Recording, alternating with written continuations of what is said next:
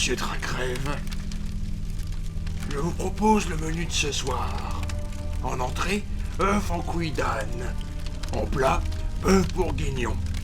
Et en dessert, un pavlova aux fruits rouges. Pour accompagner le tout, je vous propose un jus de Sappho qui vous donnera un coup de fouet. Quel programme? Je prends le tout. Je vous apporte ça tout de suite. Détendez-vous un peu. D'après Julius, vous vous baladez souvent. Et je ne serais pas étonné que vous ayez des corps aux pieds. Je vous allume la radio. Merci.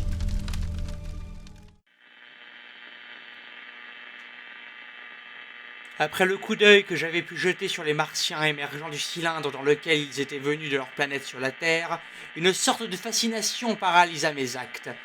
Je demeurais là, enfoncé jusqu'aux genoux dans la bruyère, les yeux fixés sur le monticule qui les cachait. En moi, la crainte et la curiosité se livraient bataille. Je n'osais pas retourner directement vers le trou, mais j'avais l'ardent désir de voir ce qui s'y passait. Je m'avançai donc, décrivant une grande courbe, cherchant les points avantageux, observant continuellement l'état de sable qui dérobait au regard ces visiteurs inattendus de notre planète. Un instant, un fouet de minces lanières noires passa rapidement devant le soleil couchant et disparut aussitôt. Après, une légère tige éleva, l'une après l'autre, ses articulations, au sommet desquelles un disque circulaire se mit à tourner avec un mouvement irrégulier. Que se passait-il donc dans ce trou? La plupart des spectateurs avaient fini par se rassembler en deux groupes. L'un, une petite troupe du côté de Woking, l'autre, une bande de gens dans la direction de Shobham. Évidemment, le même conflit mental les agitait.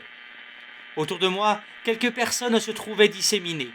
Je passais près d'un de mes voisins dont je ne connaissais pas le nom, et il m'arrêta. Mais ce n'était guère le moment d'engager une conversation bien nette. « Quelle vilaine brute !» dit-il. « Mon Dieu, quelle vilaine brute !» Il répéta cela à plusieurs reprises. « Avez-vous vu quelqu'un tomber dans le trou ?» demandai-je. Mais il ne me répondit pas. Nous restâmes silencieux et attentifs pendant un long moment, côte à côte, éprouvant, j'imagine, un certain réconfort à notre mutuelle compagnie. Alors je changeai de place, m'installant sur un renflement de terrain qui me donnait l'avantage d'1 mètre ou 2 d'élévation. Et quand je cherchais des yeux mon compagnon, je l'aperçus qui retournait à Woking. Le couchant devint crépuscule avant que rien d'autre ne se fût produit. La foule au loin sur la gauche de Woking semblait s'accroître, et j'entendais maintenant son bruit confus. La petite bande de gens vers Shobham se dispersa, mais aucun indice de mouvement ne venait du cylindre. Ce fut cette circonstance plus qu'autre chose qui rendit aux gens du courage. Je suppose que les curieux qui arrivaient constamment de Woking contribuèrent aussi à relever la confiance. En tous les cas, comme l'ombre tombait, un mouvement lent et intermittent commença sur la lande, un mouvement qui se précisa à mesure que la tranquillité du soir restait ininterrompue autour du cylindre. De verticales formes noires, par 2 ou 3, s'avançaient, s'arrêtaient, observaient, avançaient de nouveau, s'étendant de cette façon en un mince croissant irrégulier qui semblait vouloir cerner le trou en rapprochant ses pointes de mon côté. Je commençais aussi à me diriger vers la fosse. Alors j'aperçus quelques cochers et autres conducteurs d'attelage qui menaient hardiment leur véhicule à travers les carrières. Et j'entendis le bruit des sabots et le grincement des roues. Je vis un gamin emmener la brouette de provisions. Puis à moins de 30 mètres du trou, je remarquai, venant du côté de Horschel, une petite troupe d'hommes et celui qui marchait en tête agitait un drapeau blanc. C'était la députation.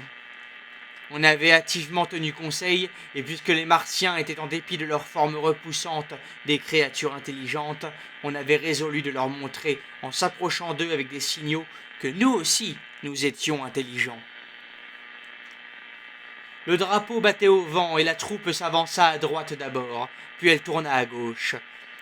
J'étais trop loin pour reconnaître personne, mais j'appris par la suite qu'Ogilvy, Stent et Anderson avaient tenté avec d'autres cet essai de communication.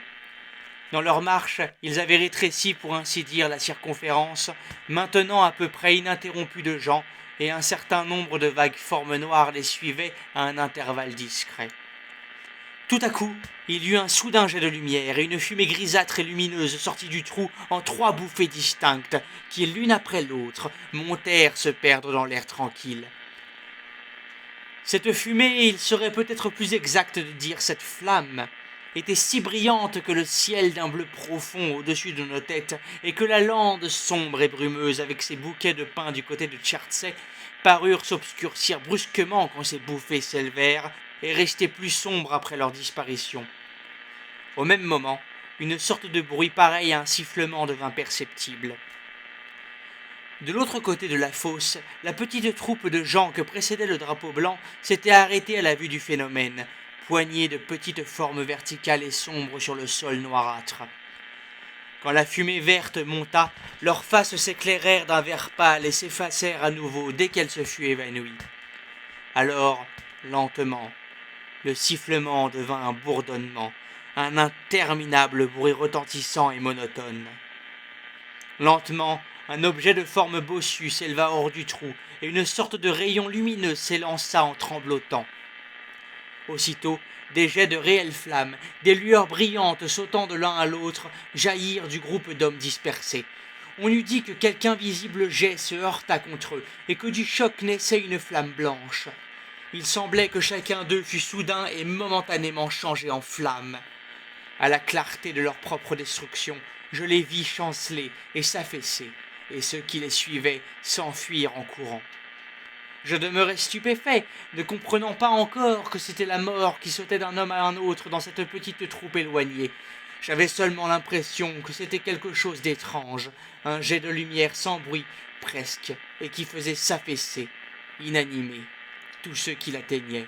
Et de même, quand l'invisible trait ardent passait sur eux, les pins flambaient, et tous les buissons de genêts secs s'enflammaient avec un bruit sourd. Dans le lointain, vers Knapville, j'apercevais les lueurs soudaines d'arbres, de haies et de chalets de bois qui prenaient feu. Rapidement et régulièrement, cette mort flamboyante, cette invisible, inévitable épée de flamme décrivait sa courbe.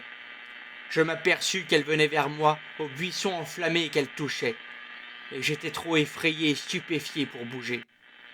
J'entendis les crépitements du feu dans les carrières et le soudain hennissement de douleur d'un cheval qui fut immobilisé aussitôt. Il semblait qu'un doigt invisible et pourtant intensément brûlant était étendu à travers la bruyère entre les Martiens et moi, et tout au long d'une ligne courbe au-delà des carrières, le sol sombre fumait et craquait. Quelque chose tomba avec fracas au loin sur la gauche, où la route qui va à la gare de Woking entre sur la lande. Presque aussitôt, le sifflement et le bourdonnement cessèrent, et l'objet noir en forme de dôme s'enfonça lentement dans le trou, où il disparut. Tout ceci s'était produit avec une telle rapidité que je restais là, immobile, abasourdi et ébloui par les jets de lumière. Si cette mort avait décrit un cercle entier, j'aurais été certainement tué par surprise. Mais elle s'arrêta et m'épargna, laissant tomber sur moi la nuit soudainement sombre et hostile. La lande ondulée semblait maintenant obscurcie jusqu'aux pires ténèbres, excepté aux endroits où les routes qui la parcouraient s'étendaient grises et pâles sous le ciel bleu foncé de la nuit. Tout était noir et désert.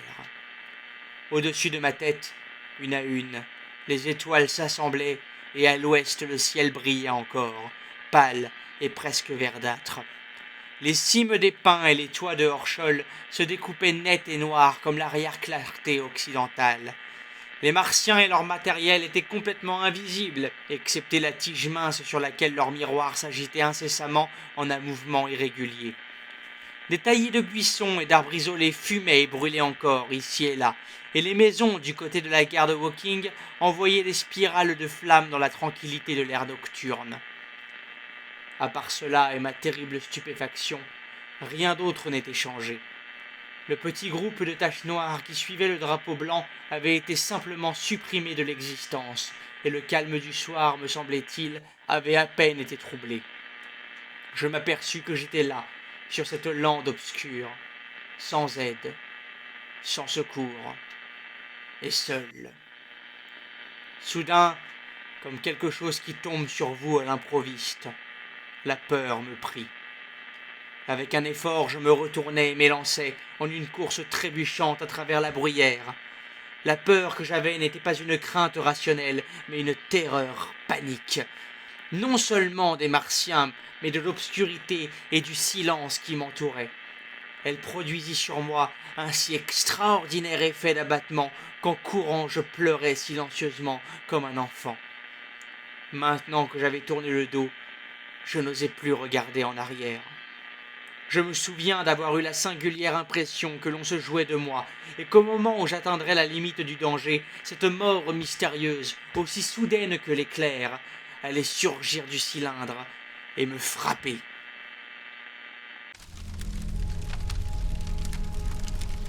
Il en met du temps quand même. J'espère que tout va bien en cuisine. En tout cas, il va pleuvoir cette nuit. Je vais bien profiter de ce feu.